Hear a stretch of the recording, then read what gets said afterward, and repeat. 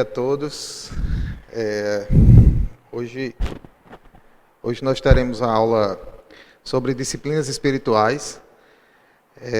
Na continuação, né, do assunto, hoje a gente vai falar sobre mordomia. Mordomia com o propósito de alcançar a piedade. No contexto mordomia, acho que todos nós aqui já somos veteranos, mas mordomia é o cuidado, é a administração daquilo que não é nosso, né? Essa é a função do mordomo, é o administrador de um lar. Então, no contexto cristão, é a gente administrar aquilo que Deus coloca para que a gente tome cuidado. E nesses aspectos de mordomia, como é muito amplo, a gente vai focar hoje em dois aspectos. Então, eu teria, para começar, uma pergunta para vocês. Quais as coisas que mais estressam no dia a dia? Quais os eventos das nossas vidas que mais trazem estresse? Pode falar, é uma pergunta.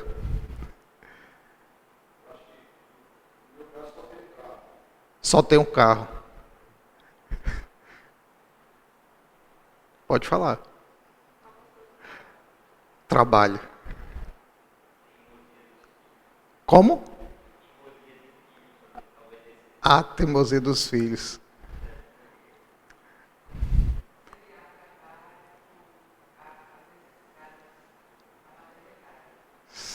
O trabalho com a maternidade.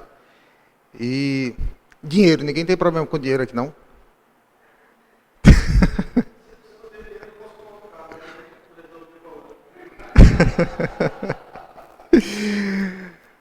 Bom, a gente está tomando como base para essas aulas um livro de disciplinas espirituais. E no livro ele traz alguns exemplos, né? Então, trabalho, sobrecarga no trabalho, com os afazeres do lar, da escola, na igreja. Às vezes tudo junto, né? Quando tem uma semana assim bem atribulada, tudo junto, aí dá um estresse grande. Contas a pagar, atrasos para compromisso, deixa a gente estressado. Às vezes eu fico bem estressado. O trânsito estressa a gente também, às vezes tem brigas, né? Às vezes até descamba. Graças a Deus não tem conhecimento nenhum de nós aqui que se envolveu de uma forma mais grave, mas a gente sabe que tem discussão de trânsito que às vezes termina até de uma forma trágica, né? Com morte ou lesões. Um gasto desesperado com saúde, com um carro que bateu, e aí você fica estressado porque não tem o dinheiro para resolver aquele problema. Sem tempo para descanso, às vezes tem tanta tarefa que termina não descansando direito e a gente não tem um sono adequado e isso vai desencadeando outras coisas. E o dinheiro que acaba antes do final do mês, também é um motivo de estresse. E aí, como eu falei, a gente tem vários aspectos da mordomia. E aí no livro, o autor sugere que a gente trate dois aspectos para que a gente tenha uma evolução na nossa caminhada de piedade, para que nós sejamos mais piedosos, para que a gente seja diligente com as coisas do Senhor. Então ele concentra esses dois nessas duas áreas, né? A área do tempo e a área do dinheiro. Ele nos estimula, né, a aperfeiçoarmos essa gestão do tempo, a mordomia do tempo e a mordomia do dinheiro, com o intuito de avançarmos na piedade.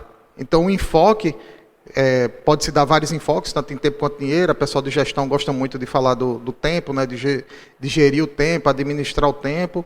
Dinheiro também, tem uma série de educadores financeiros, mas o foco aqui é a gente pensar no tempo para aprimorar a piedade e pensar de como a gente gerir o dinheiro para a piedade também.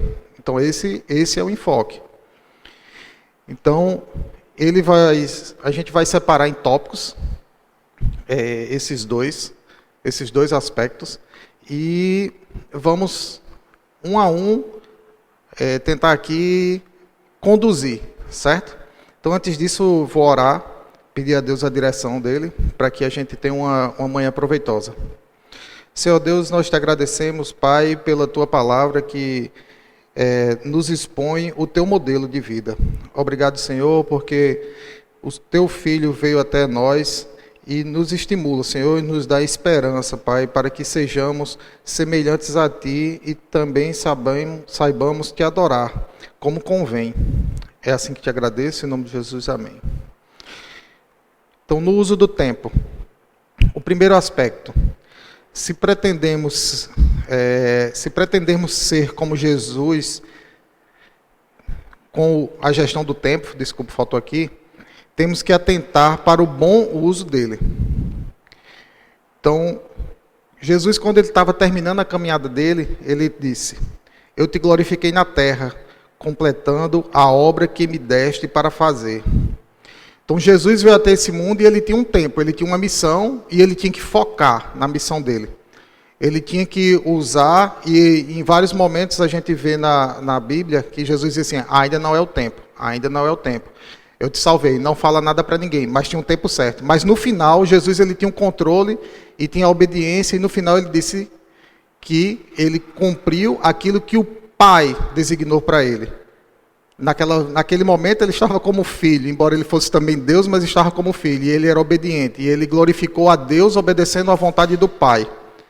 Então, esse é o nosso modelo. Esse é o modelo que a gente deve buscar, de obedecer ao Pai. Então, agora sim começam os tópicos. Use o tempo sabiamente, porque os dias são maus. Há grandes ladrões de tempos.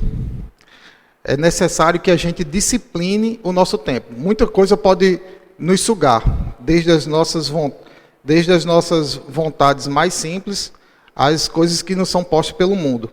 E aí a gente tem como referência lá Colossenses 3:2.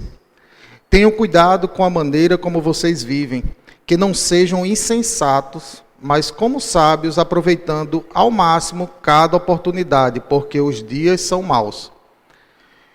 Então, sem aprofundar muito no que pode ser essa maldade, mas sem deixar de lado, os dias são maus porque o diabo está aqui à nossa volta tentando aproveitar qualquer oportunidadezinha para nos sugestionar. E tanto faz. Se eu gasto muito tempo com uma coisa que a princípio seria boa, como o meu trabalho, ou cuidar das crianças, ou estudando, mas se eu não disciplinar isso aqui, eu vou colocar todo o meu foco apenas no meu trabalho e vou esquecer do motivo principal que nós estamos aqui, aquele para que a gente é salvo. Se eu dedico muito tempo apenas para os meus filhos, também vou negligenciar. Então, uma coisa que começa como boa, ela pode se desviar e a gente colocar toda a atenção desviando da vontade do Senhor e a busca da piedade, que é seguir a vontade de Deus. Então, a gente tem que ser atento e temos que ser sábios no uso do tempo. Não é porque uma coisa a princípio é boa que se eu me dedicar apenas àquela, ela vai continuar sendo boa. Ela pode ser um desvio de foco. Então, temos que ser sábios. O uso sábio do tempo é preparação para a eternidade. E aí a gente tem duas verdades nesse... e as duas estão corretas, o autor coloca. O primeiro é que não haverá segunda chance. O nosso tempo é esse, a nossa vida é essa. Então, a gente tem que aproveitar essa vida. Depois dessa vida, haverá a eternidade de glória para alguns e de afastamento de Deus para outros, infelizmente. Então, a gente deve se preparar antes que seja tarde. Então, hoje é o dia. Hoje é o tempo. A gente tem que buscar ao Senhor hoje, porque eu não sei se amanhã eu vou estar vivo. Hoje eu estou vivo. E aqui é interessante, porque o hoje eu estou vivo, amanhã eu não sei se estou vivo. Morrem pessoas boas, morrem pessoas conhecidas, famosas, morrem pessoas desconhecidas. E todo dia morrem pessoas. Então hoje é o dia. Não dá para eu negligenciar esse fato. Hoje é o dia. Eu não posso Eu não tenho como voltar no tempo, mas eu posso aproveitar o tempo que eu ainda tenho. Então a gente deve se preparar antes que seja tarde. Pois ele diz: eu o ouvi no tempo favorável e socorri no dia da salvação. Digo-lhes que agora é o tempo favorável, agora é o dia da salvação. Paulo, nas suas cartas, ele traz a leitura dessa emergência, dessa atenção que a gente deve ter para aproveitarmos ao máximo a oportunidade de nos santificarmos e apresentarmos a Cristo às outras pessoas. Porque esse é o tempo do Senhor, esse é o tempo da graça. E embora esse tempo do Senhor, ele pode ser maior que o nosso não é garantia que vai ser o tempo do Senhor. A gente pode hoje partir para a glória. Então a gente deve aproveitar o tempo, porque hoje é o tempo. O tempo é curto.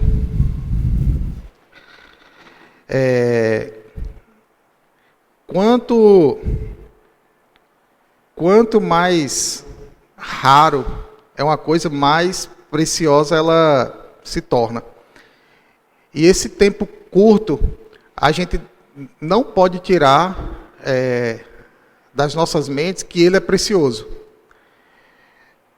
Tem pessoas interessantes hoje que, interessantemente, estão tentando, né? Assim, estão gastando milhões tentando prolongar a vida. Mas o tempo é curto. Por mais que a gente considere, a pessoa viveu 90 anos.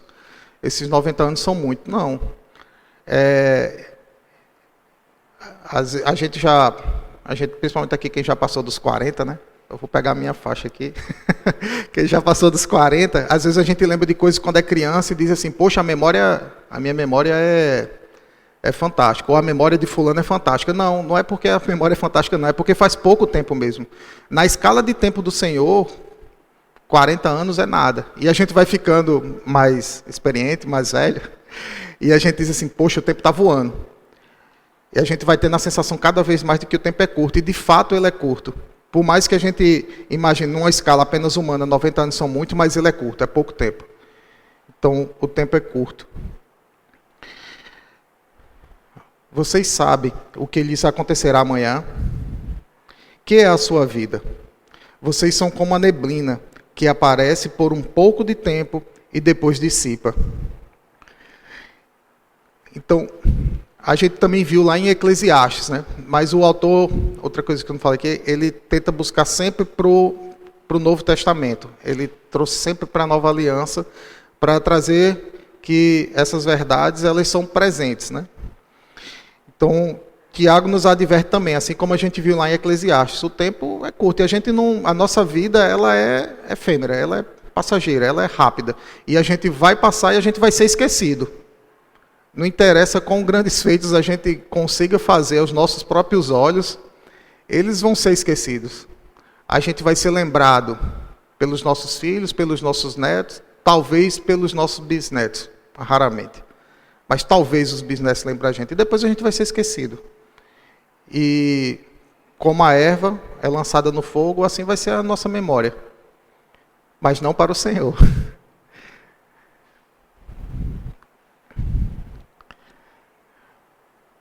O tempo ele está passando. O tempo é muito parecido com a areia numa ampulheta. Ela vai descendo e cada restinho que volta parece que passa mais rápido, né? A gente que gosta de jogar uns joguinhos de tabuleiro, né? Bota aquela ampulhetazinha ali e o tempo ele vai ali naquela ferramentazinha engenhosa da areia que deixa passar ali, vai contando o tempo de forma linear ali. Mas o tempo é como aquela ampulheta. A gente vê aquela coisa grande, a gente se imagina, eu sou criancinha, vou viver muito, essa criança vai ter muitos anos de vida, mas ele vai passando e esgota. E não tem como fazer, na ampulheta volta, né? Mas na ampulheta do tempo do Senhor não volta, né? Não tem como a gente girar assim, a gente não consegue fazer isso aí. O tempo vai passando, o tempo passa, não tem como. Então a gente tem que ter isso em mente, o tempo passa. E esse tempo ele deve ser aproveitado. Então eu vou sempre ficar reforçando, porque é o uso do tempo. O nosso tempo ele tem que ser administrado para a glória do Senhor. Se o foco for sempre a glória do Senhor, então eu vou conseguir ter não foi nesse livro de disciplinas, mas foi no outro livro que a gente está lendo, que ele fala assim, quando eu coloco a razão das minhas ações no propósito de adorar a Deus, eu vou ter um discernimento melhor de como fazê-lo. Então, colocar o meu tempo, se eu preciso trabalhar, eu vou administrar o tempo como quem faz para Deus, assim como também está nas Escrituras. Se eu vou cuidar dos meus filhos, eu vou cuidar dos meus filhos como quem faz para Deus. Essa é uma boa referência. E o tempo está passando, e sabendo, e aí voltando para o foco. Eu tenho que pensar que assim, esse tempo é um tempo para adorar a Deus. Então o mundo e a sua cobiça passam, mas aqueles que fazem a vontade de Deus permanecem para sempre.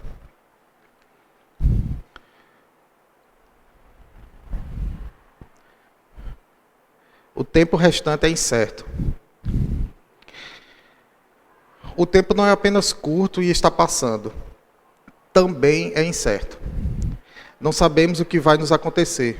Milhares de pessoas morrem hoje e outros milhares morrerão amanhã.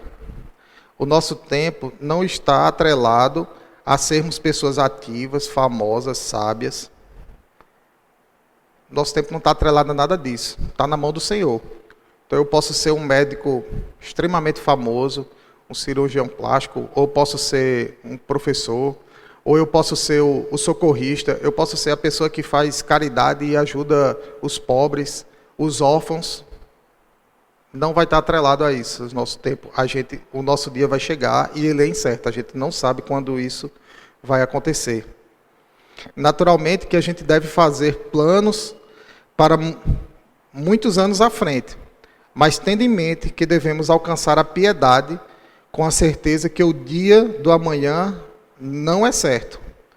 Então a gente deve sim planejar o futuro, mas sabendo que o meu dia é incerto. O futuro ele deve ser planejado, mas não esquecendo do hoje. Não dá para eu pensar que, eu vou pensar no futuro, mas hoje eu vou dar uma relaxadinha, porque amanhã eu continuo nessa tarefa de pensar na piedade. Não dá. Não se gabe do dia de amanhã, pois você não sabe o que este ou aquele dia poderá trazer.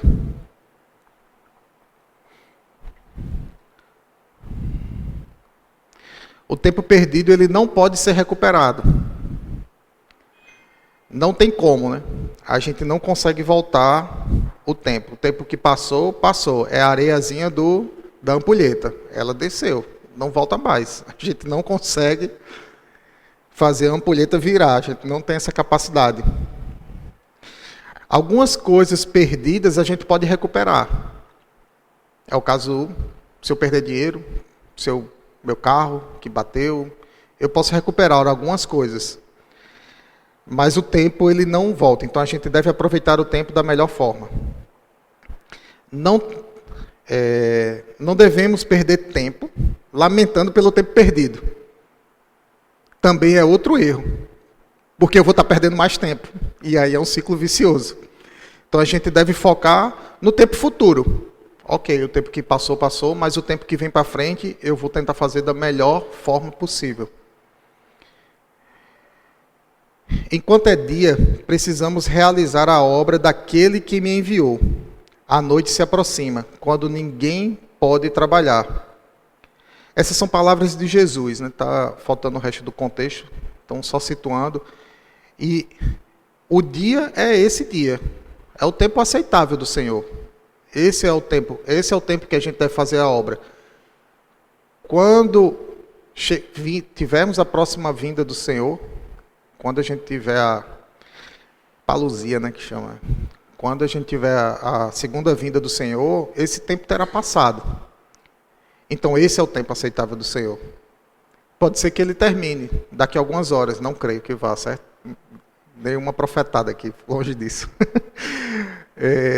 Mas a gente deve ter sempre isso em mente, de que esse é o tempo, esse é o dia, essa é a hora que eu devo me dedicar às coisas do Senhor. E aprender dele, e amadurecer com ele.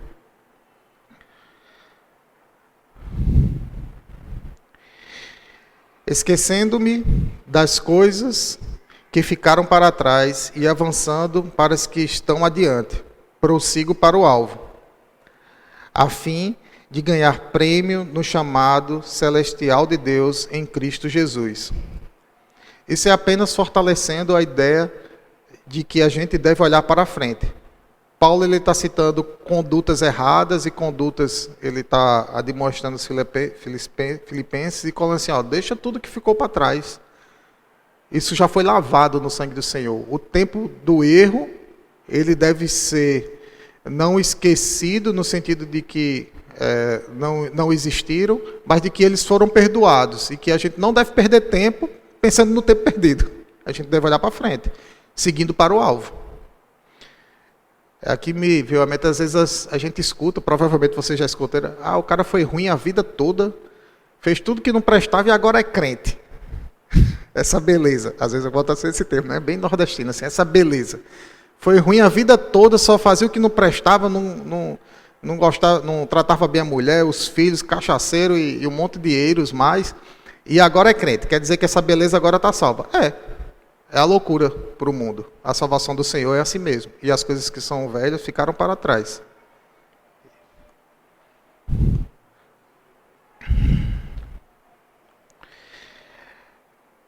Você tem que prestar contas a Deus pela forma como você usa o tempo. Aqui é um ponto interessante. E aí vocês podem me interromper se não concordar, viu, Rogério? Assim, começa a entrar nos pontos assim, teológicos bem interessantes. Embora nós sabemos que não somos salvos, que nós somos salvos pela graça, mediante a fé, nós seremos julgados pelo Senhor. Haverá um julgamento também. Embora salvos, nós seremos julgados pelo Senhor. Com vistas em quê? Nas nossas obras. É um pouco contraditório, porque a gente sempre enfoca muito, a salvação é pela fé, e é verdade, a salvação é pela fé e mediante a graça. Mas haverá um julgamento das nossas obras. Não para a condenação eterna, mas para os galardões, né? Isso fica para outra aula, isso dá um bocado de debate. Legal. Então, e uma das coisas que a gente vai ser cobrado será pelo uso do tempo. O tempo, ao tempo de amadurecimento, certamente também seremos, seremos julgados pelo Senhor com vistas às nossas obras, o que inclui o uso do tempo. Pois se aqui somos advertidos quanto ao tempo do amadurecimento, certamente o seremos no céu. E de onde é que a gente vê que a gente é cobrado? A gente tem, assim, cada um de nós prestará contas de si mesmo a Deus. Ele está falando do julgamento. Romanos, ele vem normalmente falando sobre as condutas e ele diz e que a gente vai prestar contas a Deus das nossas condutas. Lembrando, para não ficar dúvida, não para a condenação, mas para os galardões. E aí, lá em Hebreus, a gente vê assim, de fato, embora a esta altura já devessem ser mestres, vocês precisam de alguém que lhes ensine novamente os princípios elementares da palavra de Deus. Estão precisando de leite e não de alimento sólido. Então, o autor de Hebreus ele está advertindo o tempo que os irmãos, aqui é para crente, certo? Aqui a gente não é uma carta, não é um texto evangelístico, é um texto para crente. Então, o tempo que os irmãos sentam no banco da igreja e não aprendem nada, eles serão cobrados por esse tempo, pela negligência com o aprendizado.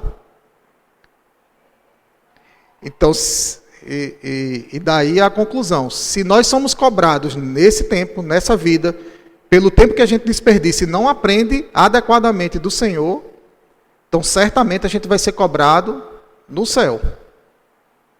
O tempo que a gente desperdiçou. Isso bateu forte em mim, sabe? Eu não sei para vocês, eu estou absorvendo bastante desse capítulo de disciplinas espirituais.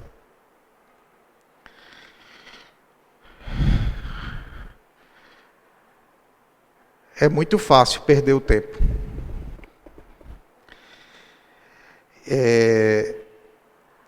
Depois em Provérbios, Depois do tolo, que Salomão bate muito no tolo, no insensato, o preguiçoso é o personagem mais desprezível que a gente encontra em Provérbios.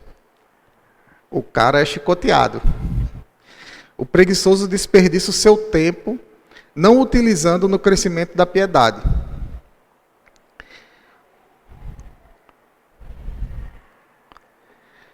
Vamos ler um aqui de Provérbios, assim, que essa vocês vão lembrar até no ditado, que a gente converteu isso no ditado curtinho, né? De quem não é preguiçoso, né? O preguiçoso diz assim: lá está um leão no caminho, o leão é feroz, rugindo na rua. E ele diz isso para não ir trabalhar. Não, tem um leão lá fora, ele vai me pegar. Vou nada. Para o campo, plantar. Tem um leão lá. É a desculpa do preguiçoso, né? Como a porta gira em suas dobradiças, assim é o preguiçoso se revirando em sua cama. O preguiçoso coloca a mão no prato, mas acha difícil demais levá-la de volta à boca. Não tem coragem nem de botar comida na boca. Preguiçoso. O preguiçoso considera-se mais sábio do que 7 homens que respondem com bom senso. Não estuda nada e entende de tudo, né? Esse tem um bocado de preguiçoso. Hoje em dia, então, o cara não lê 2 parágrafos e ele entende de qualquer assunto que se colocar. Rapaz, os influencers, né? Não ia nem... Mas... Tem aquela brincadeira aí que... Antes a gente fala, como no Brasil todo mundo é técnico de futebol, né? Agora parece que todo mundo é especialista em qualquer coisa também. E aí vai, lá em Provérbios, realmente o preguiçoso ele é muito admoestado, né? Ele vai ter com os preguiçosos, vai ter com as formigas o preguiçoso, que não tem chefe, nem comandante, e mesmo assim trabalha durante todo o verão para ter comida. E aí tem outros. Não manda um preguiçoso fazer alguma coisa, estou parafraseando, certo, pessoal? Não manda o preguiçoso fazer alguma coisa não, porque ele vai te fazer tanta raiva, que é como vinagre nos dentes, ou como a fumaça no olho, vai arder, de tanta raiva que vai lhe fazer, quando você manda um preguiçoso fazer isso. Quem está em posição de gestão aqui, né, Sérgio? O preguiçoso faz raiva. Então, o preguiçoso é um negócio que, assim, ele é extremamente advertido, para que deixe a preguiça dele de lado. Então, também, tudo que é ruim, o cabo aprende fácil, né? Vai contaminando, é verdade.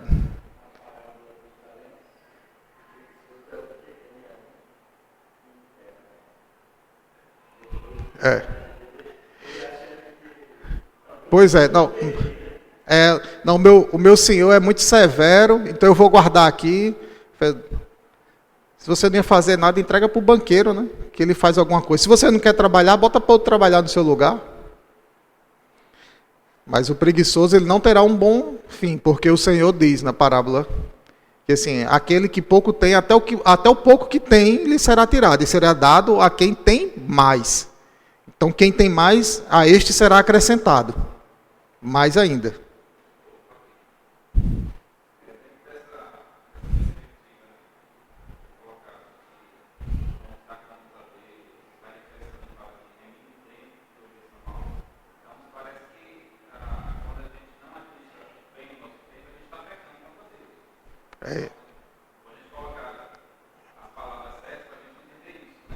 Isso.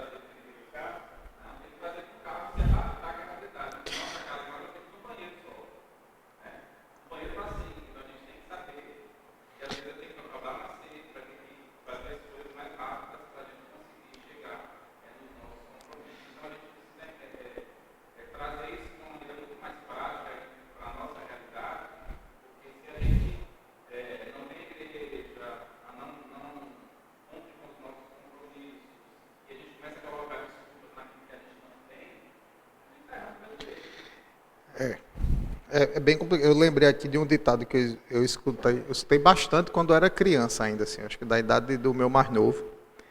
Assim, hoje em dia acho que nem é dito porque politicamente não é muito correto não. Mas o ditado era assim, ó, o coxo sai mais cedo de casa. Eu escutei isso várias vezes, no sentido de que assim, meu amigo, se você tem uma dificuldade, você começa a trabalhar antes.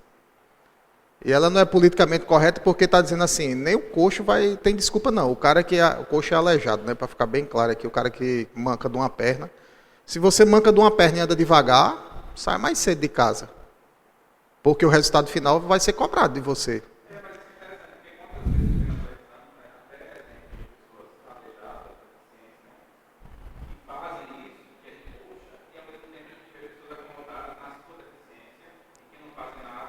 É. É pior ainda, né? Aí é o preguiçoso, né? Olha o leão lá fora. Aí o ditado que a gente traduziu para os corajosos assim, todo dia eu mato um leão, né?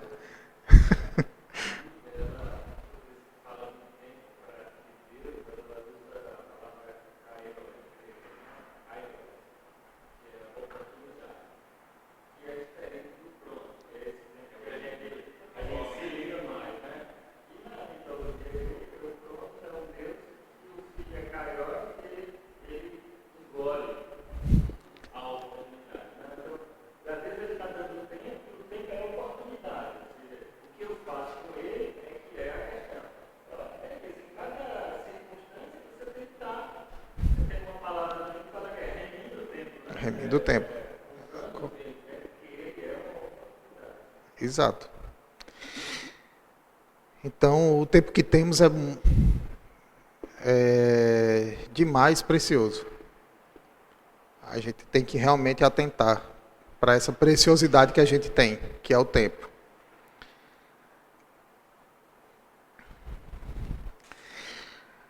Valorizamos muito o tempo na hora da morte, no momento da morte.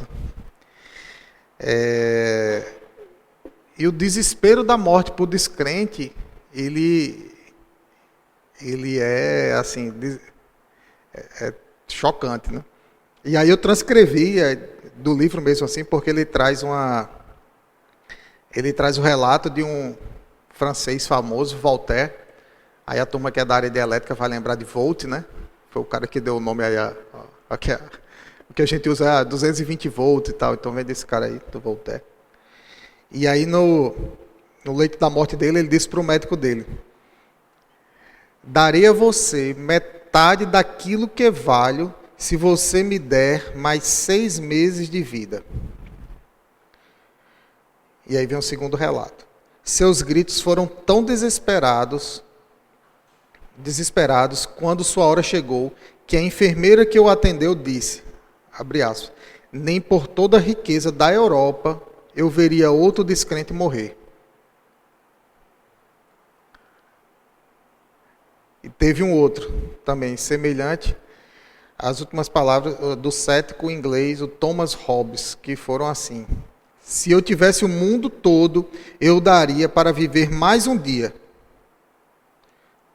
Após os conselhos para a vida piedosa, Salomão apresenta a morte trágica e melancólica daqueles que desprezam o caminho do Senhor. No final da vida, os versículos anteriores ele vai advertindo sobre a boa conduta, né? E os primeiros capítulos, ele advertindo, é bem direcionado aos jovens mesmo, né? Os primeiros capítulos de Provérbios. Então a gente está no capítulo 5, né?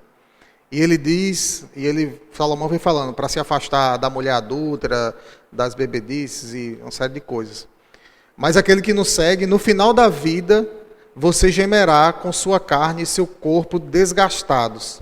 Você dirá, como odiei a disciplina, como o meu coração rejeitou a repreensão. Não ouvi os meus mestres, nem escutei os que me ensinavam. Ou seja, você vai se lamentar do tempo perdido. Te apresentaram a disciplina, te apresentaram que era o caminho certo e você não deu ouvidos. E no final da vida você vai se lamentar. Essa é a advertência de Salomão, para quem não toma cuidado.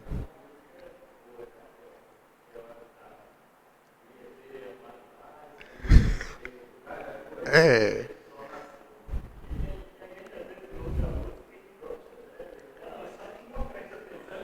A melodiazinha boa, né?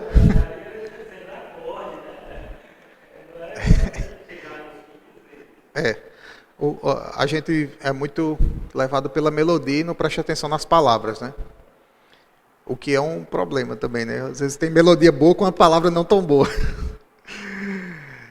É...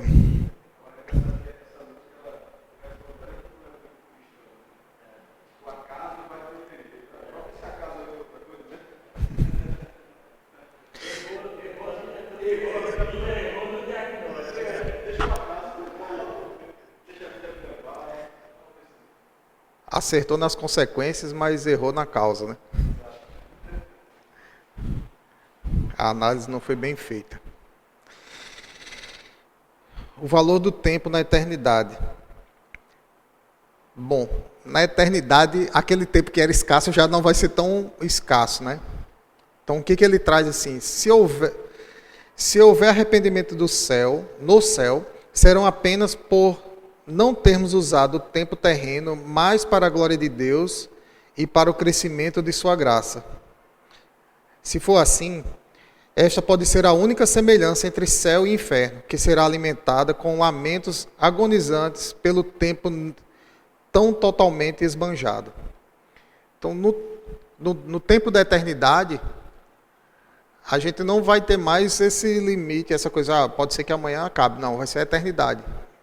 E o que a gente, e até o autor coloca assim, que se vai existir uma semelhança, se pode existir alguma semelhança entre quem está no inferno e quem está no céu, é só essa questão do lamento pelo tempo mal usado. Aqueles que estão na condenação receberam a condenação triste, mas aqueles que estão no céu podem ainda assim, mesmo estando na glória com o Senhor, se lamentar, poxa, poderia ter usado melhor o meu tempo. Então, esse é o único aspecto que pode ser semelhante. Obrigado. Que pode ser semelhante entre quem está no céu e quem está no inferno. É o lamento pelo tempo mal utilizado. E aí, para a gente trazer um pouquinho do que é essa sensação, essa é a parábola do Lázaro, ou a história, algumas bíblias dizem que contou Jesus uma história. Aí eu não sei se essa história é com H ou com E, né? Mas a parábola do Lázaro e do rico, né? Então, já o final, né? Mas Abraão respondeu: filho, lembre-se de que durante a sua vida você recebeu coisas boas, enquanto Lázaro recebeu coisas más. Agora, porém, ele está sendo consolado aqui e você está em sofrimento. Então, o lamento futuro, infelizmente, não terá efeito. Para quem não lembra dessa passagem, o rico, que não é nominado no relato da Bíblia, ele pede para que Lázaro molhe a ponta do dedo e ponha na boca dele, porque onde ele está é muito ruim. E antes desse versículo, Abraão, ele, na conversa com Abraão, diz assim: não é possível de quem está aqui até vocês, nem quem está aí vir até nós. E além disso, existe um abismo que nos separa. E aí vem essa última frase. Então, o tempo é muito precioso. A gente tem que realmente dar mais atenção a esse tempo de hoje. Hoje é a oportunidade. Hoje é o dia em que a gente deve atentar para o Senhor. Bom, agora a gente vai para o segundo tópico. Essa é a parte mais... É um dos temas mais citados na Bíblia, é o dinheiro, né?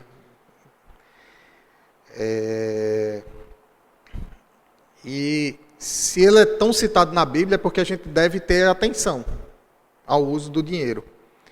E o cristão, ele deve ter em mente que ele deve administrar corretamente aqueles bens que o Senhor coloca para que a gente administre. Porque nós somos mordomos, a gente vai até aprofundar também nos próximos slides. Mas para começar, eu trouxe esse tópico de que a gente deve administrar bem o dinheiro E aí eu trouxe Timóteo, né? Que uma referência lá em Timóteo que Paulo adverte, né? Se alguém não cuida dos seus parentes, especialmente os da sua própria família, negou a fé e é pior que o descrente. Então nós temos responsabilidades com relação ao dinheiro. E a gente deve administrar bem esse dinheiro, incluindo o cuidado com os nossos próximos, de sangue e de fé. Então nós somos advertidos a isso. E Paulo não amansa nas palavras não, né? Ele diz que quem não cuida da sua própria família, negou a fé, é pior do que o descrente. É bem pesado. É um versículozinho curto, mas bem pesado. Então a gente tem que atentar para o cuidado com o dinheiro. Então tudo que temos pertence ao Senhor. Tudo que temos pertence ao Senhor. Somos administradores temporários, em termos temporários daquilo que Deus nos coloca. Em termos bíblicos, nós somos mordomos. É assim que a Bíblia nos apresenta, né? Nós somos mordomos daquilo que Deus nos coloca para administrar. E toda a propriedade é do Senhor. Casa, terreno, loja, negócios. Tudo que a gente tem hoje foi de alguém no passado e vai ser de outra pessoa no futuro. Só colocando de novo o tempo na nossa história para a gente entender esse contexto que nós estamos administrando nesse tempo. Toda a riqueza que a gente conseguir juntar não é nosso, até porque a gente não consegue levar. Se fosse nosso, a gente levaria. E o que a gente recebeu e o que a gente tem já foi de outra pessoa no passado. A casa que... A não ser que seja uma casa que você acabou de construir, né? Mas, em geral, nem o terreno... Se a gente pegar o terreno, esse terreno é meu. É teu hoje. Aí vem o conceito que a turma do direito gosta de posse e propriedade, né? Na verdade, a gente tem a posse das coisas que são do Senhor e a gente deve administrá-las com sabedoria. Então o Senhor diz lá em Salmos, pois do Senhor é a terra e tudo que nela existe.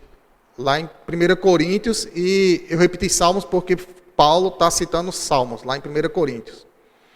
Do Senhor é a terra e tudo que nela existe, o mundo e o que neles vivem. Esse eu repeti só para mostrar que Paulo cita o Velho Testamento.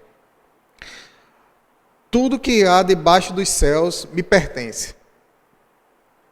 Isso é o Senhor falando com Jó. É a conversa de Deus com Jó. Então, tudo que está debaixo dos céus pertence a Deus.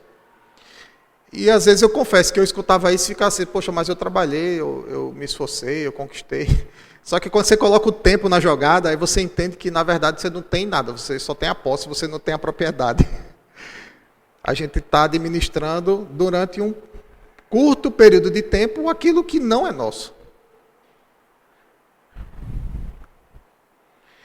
Então esse é um ponto inicial mais importante, para que a gente entenda como a gente deve tratar o dinheiro.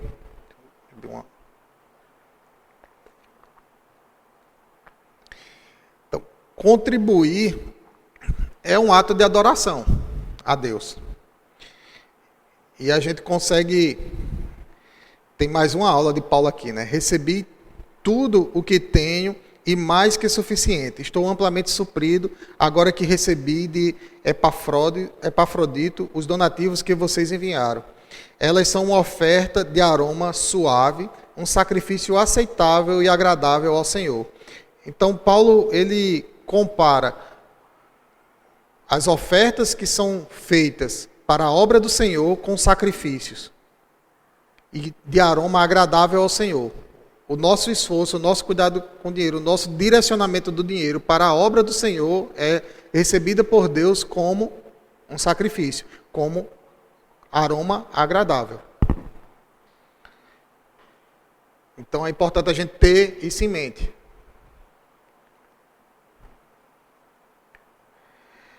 Contribuir reflete fé na provisão de Deus. Então esse é outro aspecto. E só um parênteses, o autor, ele conduziu essa parte do dinheiro muito, vocês vão perceber, muito focado no Novo Testamento, porque às vezes a gente é bombardeado e tá certo de que assim, os dízimos eram uma obrigação da lei. E aí parece que só existe os dízimos, né? E aí algumas pessoas se apegam nesse ditado que diz assim, não tenho que doar nada, não tenho que contribuir com nada, porque isso é coisa da lei. Eu não estou na lei, eu estou na graça. E aí faz uma desvinculação total, né? Mas isso reflete, na verdade, assim, o coração que ainda não aprendeu corretamente do Senhor. Nos tempos da lei, e aí a gente já ouviu mais de uma vez aqui, tinha o voto de Corban, né? Que alguns se faziam o voto e diziam que tudo que ele tinha era do Senhor para não ajudar os seus próprios pais, né? Que era uma coisa terrível. Né? Antigamente não tinha INSS, né? Antigamente, então, os pais dependiam dos filhos para serem acolhidos na sua velhice, né? Isso é bem direto o que a gente fala de honrar pai e mãe, é honrar pai e mãe também no cuidado financeiro. E diria até que na velhice principalmente, porque eles não têm como ganhar dinheiro sozinho, né? Então, o desamparo dos nossos idosos é terrível. Então, contribuir reflete fé na provisão de Deus. A certeza de que quando a gente contribuir, não vai nos faltar, e o tamanho dessa nossa contribuição, ela reflete o quanto a gente confia na provisão de Deus. A proporção de sua renda que você devolve a Deus é uma indicação clara do quanto você confia que Ele supre as suas necessidades. E aí a gente tem a passagem clássica lá da idosa que entra no templo. E ela oferta a moedinha e Jesus diz, esta ofertou mais do que todos os outros, porque todos ofertaram do que lhe sobrava, mas esta ofertou tudo que tinha. E ela tinha a fé depositada no Senhor e sabia que o Senhor não a deixaria passar necessidade. Eu não estou aqui colocando que a gente deve ofertar tudo. E se um dia você sentir isso no coração, confirma com o Senhor, para que não seja da boca para fora também e um entendimento errado, de que você deve ofertar tudo. A gente ouve relatos, né, de pessoas que tiveram esse direcionamento de Deus. Eu não sei se vocês já ouviram, mas eu já ouvi. E algumas pessoas já doaram tudo em um momento específico de sua vida e o Senhor não os desamparou e eles continuaram trabalhando e reergueram e tinham um propósito.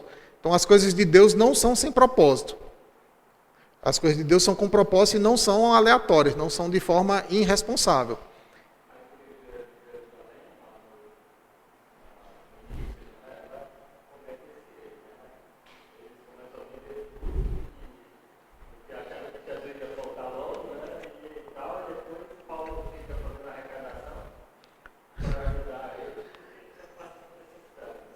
No primeiro momento eles venderam tudo e depois quando veio uma grande, até a gente vai citar aqui, quando veio uma grande seca, houve uma arrecadação para ajudar a igreja que estava em Jerusalém.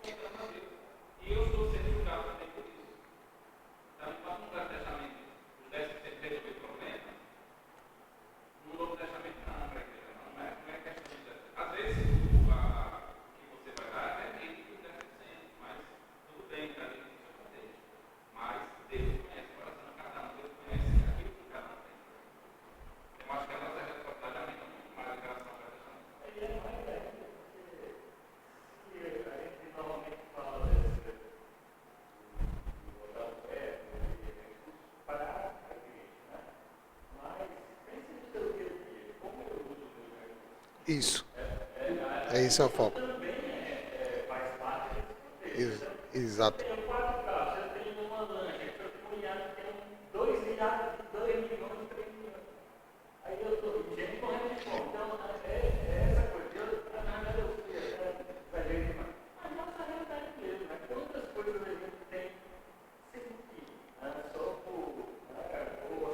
Por impulso. É, exato. A gente tem que trabalhar e ter em mente de que assim, o recurso é do Senhor. E não é o quanto eu vou ofertar ao Senhor, mas o quanto daquilo que é do Senhor eu vou reter para mim. Esse foi um parágrafo bem interessante do livro assim. Não, é o inverso. A gente coloca assim, não é o quanto eu vou ofertar, não, é o contrário. É o quanto do Senhor eu vou reter para mim. E tem uma parte que ele até traz uma parte estatística que mostra que pessoas de renda mais alta, proporcionalmente, elas ofertam menos.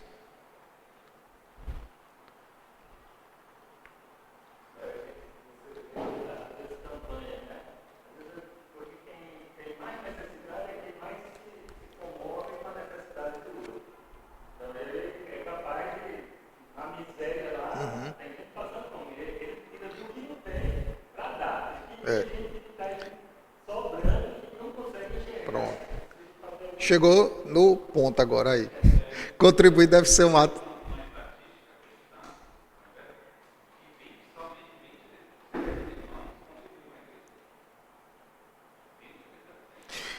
É,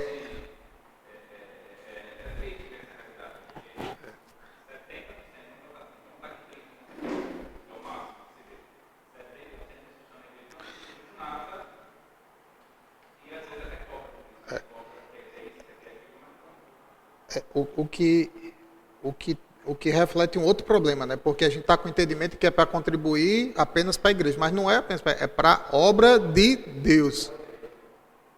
A manutenção da igreja, prédio físico, ela é necessária, mas a obra de Deus, ela extrapola as paredes da igreja, né?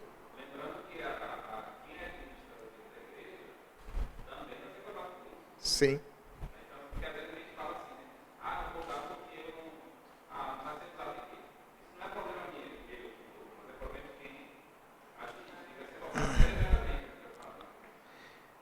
Bom. Então, contribuir deve ser um ato de sacrifício e generosidade. O autor ele coloca tudo do Novo Testamento, mas quando eu penso nessa questão do sacrifício e generosidade, eu me lembro de Salmos, lá de Davi, que diz: acaso ofertaria eu algo que não me fizesse falta? De forma alguma. Como que eu vou dar uma oferta que... e até foi uma outra palavrinha que eu ouvi uma vez de um irmão mais idoso, ele falando sobre a oferta, dízimo, esmola, e aí o foco era a esmola, né? A esmola é daquilo que te sobra. O que sobra é que é esmola. Cara, eu não sei vocês, mas quando eu escutei isso, eu falei: meu amigo, eu nunca vou dar esmola para Deus. Não faz sentido eu dar esmola para Deus. Aquilo que sobra é que é esmola. Isso é bem forte, assim.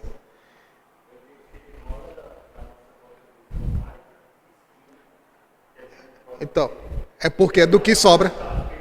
É o do que sobra, é a moedinha que está no bolso, né? Então, assim, e aí quando vem Davi diz assim: acaso ofertaria a Deus algo que não me fizesse falta?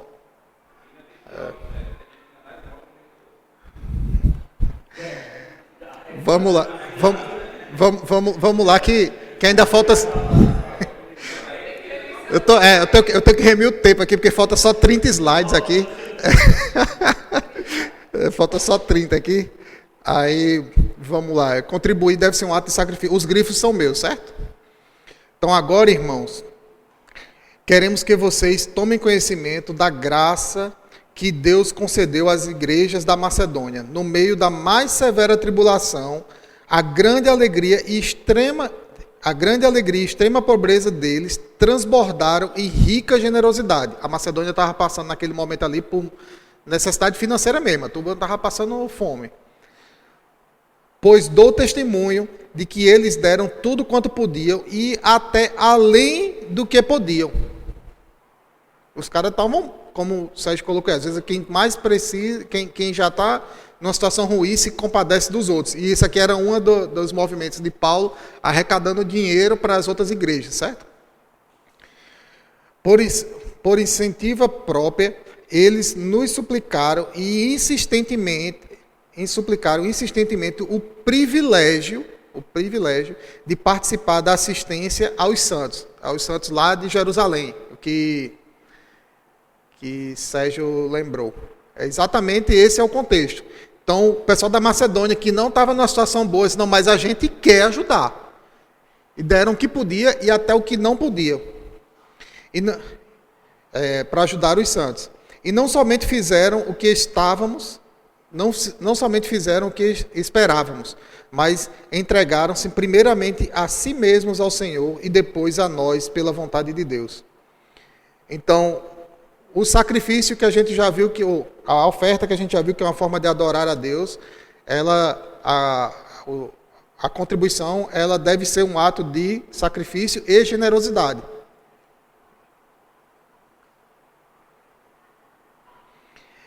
Contribuir reflete a fidedignidade espiritual. Fidedignidade eu fui olhar essa palavra assim porque ela não é tão usada, até para... Quando a gente está no contexto, a gente até entende, mas a fidedignidade é a confiança, é o quanto você é confiável. A confiabilidade que o Senhor tem em você, esse é o contexto. Reflete o quanto você é fiel com o Senhor, essa fidedignidade espiritual. A forma como você usa o dinheiro reflete o seu relacionamento com Cristo. E aí a gente tem, quem é fiel no pouco também é fiel no muito. E quem é desonesto no pouco também é desonesto no muito. Assim, se vocês forem dignos de confiança em lidar com as riquezas deste mundo ímpio, quem lhes confiará as verdadeiras riquezas? E se vocês não forem dignos de confiança em relação ao que é dos outros, quem lhes dará o que é de vocês? Nenhum servo pode servir a dois senhores, pois odiará um e amará o outro, e se dedicará a um e desprezará o outro. Vocês não podem servir a Deus e ao dinheiro. Então, ser fiel no pouco é o pouco que a gente recebe para administrar aqui nesse tempo. Eita, toquei aqui, né? O pouco que a gente recebe, a gente deve administrar e pedir direcionamento a Deus para administrar corretamente. E quando Deus nos coloca numa posição de administrar aquilo que é dele aqui nessa terra aqui, parte do que a gente está administrando a gente vai usar para nosso conforto. E não tem nada de errado nisso. O errado está a gente reter o que é do Senhor e deveria ser entregue para a obra do Senhor. E a gente tem o exemplo de José, que José foi administrador primeiro da casa de Potifar e ele era mordomo de Potifar. E ele administrava e ele se alimentava dos bens que ele administrava. E depois ele foi administrador de todo o Egito. E como administrador do Egito, ele fez o que era correto, administrando e ajudando os povos. Não foi só o povo de Israel, mas todo um povo foi abençoado por conta das ações de José. E José usufruía daquilo que ele administrava. Parte do que ele administrava era usufruído por ele mesmo. Então, essa é a ideia, de que a gente deve ser um administrador fiel, merecedor de confiança. Fidedignidade é isso, é ser merecedor de confiança do Senhor. Contribuir, ato de amor e não de legalismo. A igreja não manda boleto para sua casa, nem Deus vai te cobrar o boleto. Não se deve dar a Deus como se fosse uma obrigação. É um ato de amor. É isso que Paulo ensina e todos os outros apóstolos ensinaram. É um ato de amor, de reconhecimento, de fidedignidade. E aí vem o versículo famoso, né? Todavia, assim como vocês se destacam em tudo, na fé, na palavra, no conhecimento, na dedicação completa e no amor que vocês têm por nós, destaquem-se também neste privilégio de contribuir. Não lhe estou dando uma ordem, mas quero verificar a sinceridade do amor de vocês, comparando a dedicação dos outros. Essa é a continuação do versículo anterior da arrecadação. Então, Paulo disse, o pessoal da Macedônia, que estava numa situação ruim, contribuiu. Participem vocês também. Quero testar o amor de vocês. Quero verificar como que anda o amor de vocês.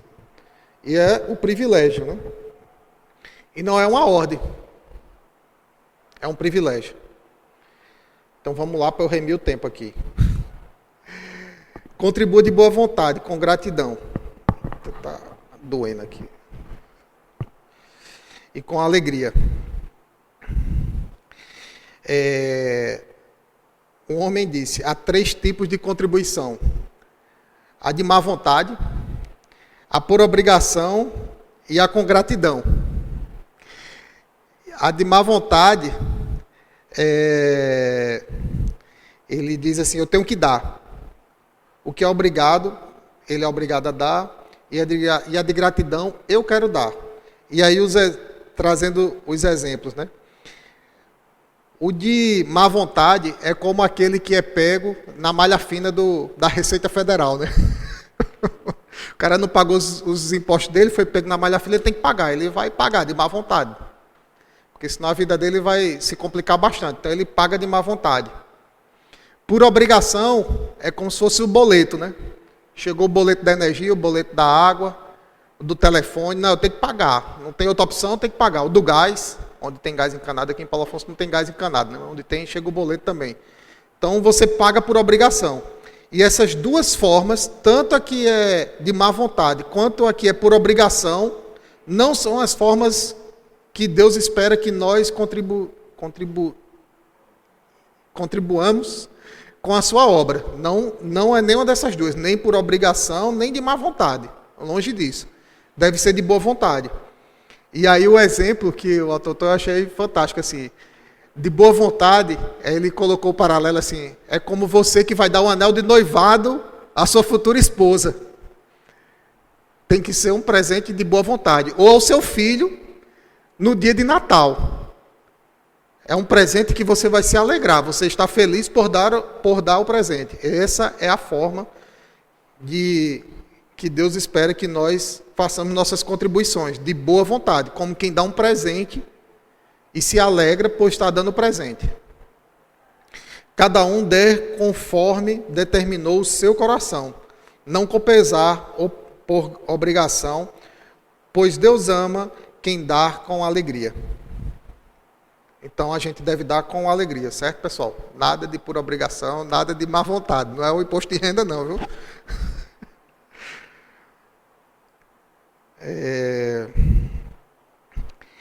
Contribuir a reação correta às necessidades. Contribuir uma reação correta às necessidades reais. Então, quando existem necessidades que a gente identifica enquanto igreja, nós devemos contribuir. A gente já citou alguns exemplos aqui e agora se complementam, né? Na Atos 43 e 45, é o primeiro momento que Sérgio comentou, que a igreja tinha acabado de... Eu não sei, existe até uma discussão teológica se foi ali, né? Mas enfim, ela tinha acabado de ser instituída e muitos crentes, e eles não queriam sair de Jerusalém. Então eles vendiam tudo e todos ficavam ali, porque aguardavam um retorno próximo do Senhor Jesus. Então eles ficavam lá e venderam tudo, e tudo era compartilhado entre eles, e nenhum deles passava necessidade, porque naquele momento eles tudo que tinham venderam e uns ajudavam os outros. Então existia uma necessidade de um com o outro, então tá bom, então eu tenho aqui minha casa, eu tenho meu campo, eu vou vender e vou te ajudar, você não vai passar fome não. É uma motivação honesta, embora não tenha sido tão sábia, porque eles interpretaram errado as mensagens do Senhor. Imagina que ele voltava daqui a alguns meses, poucos, né? Enfim, mas o contexto é esse. Existiu uma necessidade e os outros irmãos prontamente atenderam. O outro contexto, eu vou ler aqui, também em Atos, né? Da multidão dos crentes, da multidão dos que creram, uma era a mente e o coração. Ninguém considerava unicamente sua coisa alguma que possuísse, mas compartilhavam tudo o que tinham. Com grande poder, os apóstolos continuavam a testemunhar a ressurreição do Senhor Jesus, e grandiosa graça estava sobre todos eles. Não havia pessoas necessitadas entre eles, pois os que possuíam terras ou casas as vendiam, traziam o dinheiro da venda e colocavam aos pés dos apóstolos, que distribuíam segundo a necessidade de cada um. Então a gente continua ainda no mesmo contexto, na esperança de que o Senhor ia voltar rápido. Então todos concentrados, congregando em Israel, em Jerusalém, e eles compartilhavam tudo. E existia necessidade, então os apóstolos administravam. Nesse contexto aí foi que surgiram também a instituição dos diáconos, né? Foi quando a gente começou, os apóstolos, rapaz, esse negócio aqui não dá não. Se eu ficar cuidando da assistência às viúvas e aos órfãos, eu não vou cuidar da pregação. E aí foram instituídos os diáconos. Mas naquele momento ali, a igreja, diante de uma situação real, socorria os irmãos. E aí vem o outro momento, que foi depois, já passado algum tempo. Passado algum tempo, aquela euforia de que o Senhor ia voltar rápido, e aí veio um tempo de fome e escassez, né? E aí tem assim: naqueles dias, alguns profetas desceram de Jerusalém para Antioquia. Um deles, Ágabo, levantou-se pelo Espírito predisse que uma grande fome sobreviria a todo mundo romano, o que aconteceu durante o reinado de Cláudio. Os discípulos, cada um segundo as suas possibilidades, decidiram providenciar ajuda aos irmãos que viviam na Judéia. E o fizeram enviando suas ofertas aos presbíteros pelas mãos de Barnabé e Saulo. Então é exatamente o contexto da carta de Paulo que a gente leu antes. Então, diante da necessidade dos irmãos que estavam em Jerusalém, da necessidade dos irmãos da Judéia, então foi organizado uma grande, como é o termo? Oferta, né? De todas as outras igrejas que não estavam lá em Roma, lembrando que os apóstolos eles saíram, né, em várias direções, né? Para a Ásia, para a Europa. Então, aquelas igrejas que estavam distantes mandaram suprimento para os irmãos que estavam em Jerusalém. Então, diante de uma necessidade real, é correto a gente se organizar para atender essa necessidade que se apresenta. Então, esse é um motivo para a gente contribuir. Contribuir deve ser algo planejado e sistemático. Nessa colheita de Paulo ele dá uma instrução de que seja dado ofertas sistemáticas. E durante um período longo, até que chegasse o momento que ele ia lá pegar o dinheiro para mandar para Jerusalém, né? Então, ele nos estimula também a sermos organizados. Isso, trazendo para o nosso contexto de hoje, é importante a gente ter essas ofertas sistematizadas para a manutenção da igreja, para a manutenção de missões, manutenção de projetos de assistência social, que a igreja esteja à frente.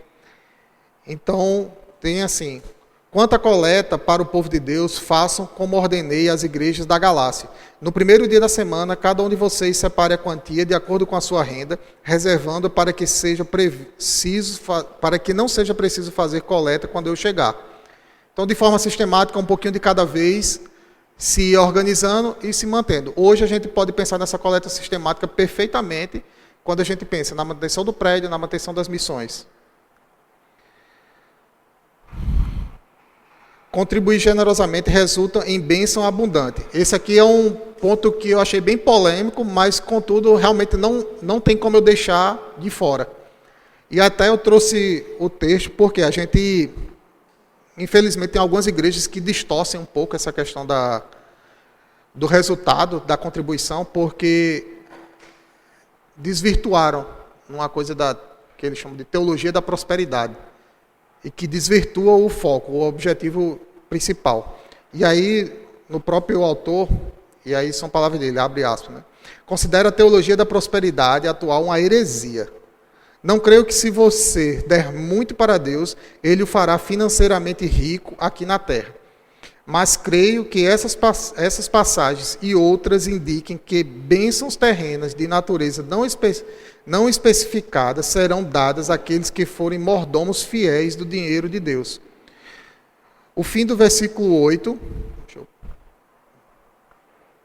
de Lucas diz: tendo sempre em tudo ampla suficiência, superabundez em toda boa obra. Isto fala claramente de bênçãos terrenas. Deus nunca afirma que se você contribuir fielmente, Ele dará a você muito dinheiro ou alguma outra bênção terrena específica. Mas Ele diz, de fato, que irá abençoá-lo nesta vida se você o amar o suficiente para ser generoso em suas contribuições. Então, de fato, existem bênçãos em ser generoso. O cuidado que a gente deve ter é que não é uma barganha, não é uma troca. Não existe troca com o Senhor. O Senhor, Ele vai nos abençoar. Eu até ouvindo uma pregação, ele diz assim, quando Deus quer abençoar os povos dessa terra, e nós somos as ferramentas para abençoar os povos dessa terra, os povos aqui nessa terra. Então Ele nos dá os bens. Se nós somos generosos, então nós somos um canal. Eu achei legal essa forma de ver assim, ó, nós somos o canal de bênção. Então eu posso confiar nesse obreiro fiel. Eu sou a fidedignidade espiritual. Está aí. Bom, só as perguntinhas para reflexão. Você está usando o tempo como Deus gostaria que você usasse? Aí volta para o primeiro bloco de questões, né? Você está disposto a aceitar os princípios divinos da contribuição? Para a resposta própria. E a última pergunta, você está contribuindo como realmente você pretende?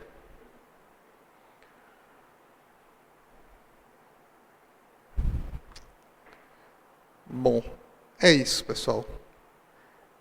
Foi muita coisa. Desculpa aí o atropelo, mas é que se eu cortar, vai ficar faltando.